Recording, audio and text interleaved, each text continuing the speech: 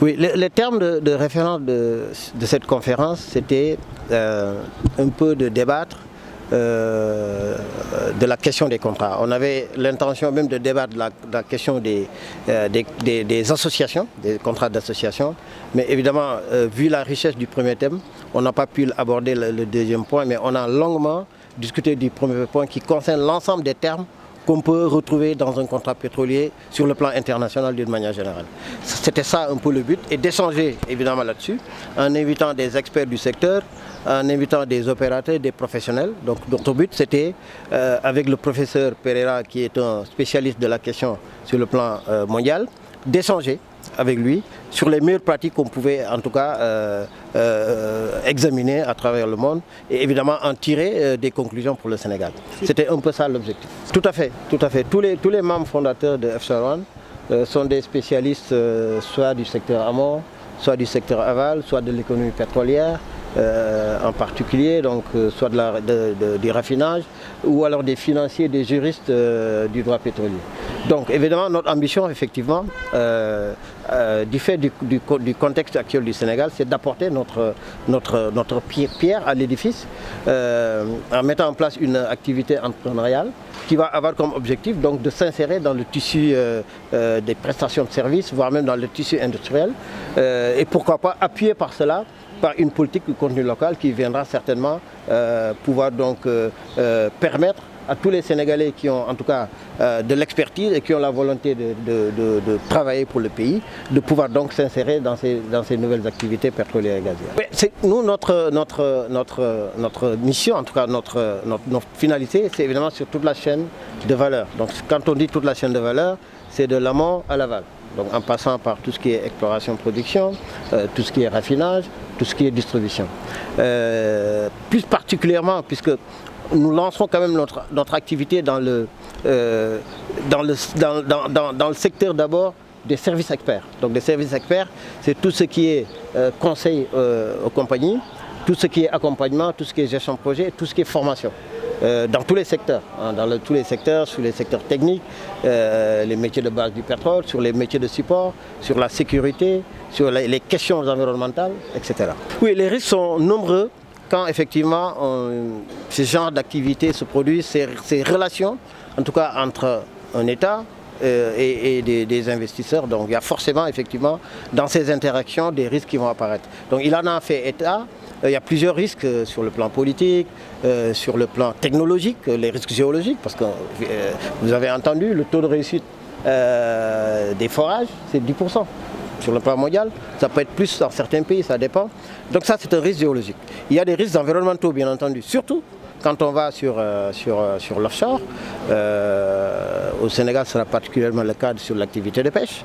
Il y a d'autres risques financiers également qui sont liés à la nature des investissements, sur des investissements extrêmement importants, sur des activités dont on n'est pas sûr de pouvoir tirer profit. Donc ça, c'est des risques financiers. Il y a des risques politiques sur le plan global également. Du fait qu'on peut avoir dans certaines situations, dans certains pays, des difficultés de stabilité qui font qu'effectivement les investisseurs ils prennent des risques. Voilà, donc voilà en gros l'ensemble des risques dont on a parlé aujourd'hui avec le professeur Pereira. Écoutez, les barrières, elles sont nombreuses. Plusieurs aspects, c'est surtout au niveau des contrats, c'est l'ensemble des dispositions qui sont mises en place pour assurer d'une manière globale une stabilité de ces contrats-là. Il y a des risques qui sont difficiles à maîtriser. Le risque géologique, évidemment, on ne peut pas le maîtriser. Il y a des technologies aujourd'hui de recherche qui permettent aux compagnies, en tout cas, d'avoir des probabilités de découverte de plus en plus importantes. Donc ça, c'est la recherche, c'est le développement technologique qui le permet. Mais le risque géologique, il reste en tout cas inhérent à l'activité. Les risques environnementaux, bien entendu, on peut les mitiger en mettant en place un certain nombre de dispositifs. Si je prends le cas du Sénégal, donc il y a des textes. Il existe déjà des textes sur la protection de l'environnement, mais je pense que ces textes vont être renforcés du fait justement de ces nouvelles activités offshore qui vont donc se déployer. Donc ces textes-là probablement vont être renforcés par des réglementations qui vont être liées aux opérations pétrolières, qui vont viser particulièrement ces activités-là pour donc mettre en place l'ensemble des mesures préventives qu'il faudra donc en tout cas imposer aux compagnies qui vont opérer sur ces plateformes-là. Alors, je ne suis pas sûr. Je ne suis pas sûr que la fiscalité, en tout cas, fait fuir les investisseurs. Disons que ce qui a été dit aujourd'hui, c'est qu'il faut trouver un équilibre.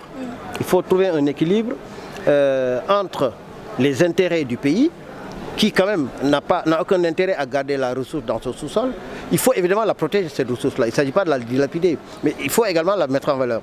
Mais il faut la mettre en valeur avec des partenaires qui vont venir investir. Donc il faut également trouver un équilibre entre l'ensemble de la fiscalité qui va tourner autour de ces activités-là et les intérêts de l'État. Donc ça, c'est un équilibre qu'il faut trouver. Alors les pays n'ont pas les mêmes pratiques. Il y a des pays qui ont des fiscalités fortes, il y a d'autres qui ont moins de fiscalité. Donc c'est une question de politique, j'allais dire, gouvernementale, de politique locale. Oui, c'est une question sur laquelle il y a plusieurs avis. Bon, le professeur Pereira a son avis sur le bonus. Alors ce qu'il dit, lui, en gros, il dit qu'il faut faire très attention au bonus, ne pas trop le mettre en avant. Il ne faut pas oublier que derrière, il y a un plan d'investissement qui, lui, il va se faire à long terme, qui va permettre quand même à l'État d'avoir des revenus dans le long terme.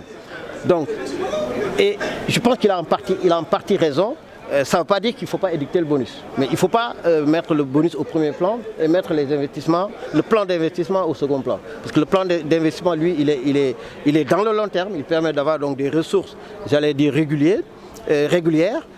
Donc voilà un peu la position du professeur Pereira. Mais bon, pour le Sénégal, je pense que dans notre contexte d'aujourd'hui, le bonus d'entrée a du sens. Ça, c'est notre avis. Le bonus d'entrée, c'est un montant qu'on demande à l'investisseur qui veut signer un contrat avec le Sénégal, donc de mettre sur la table.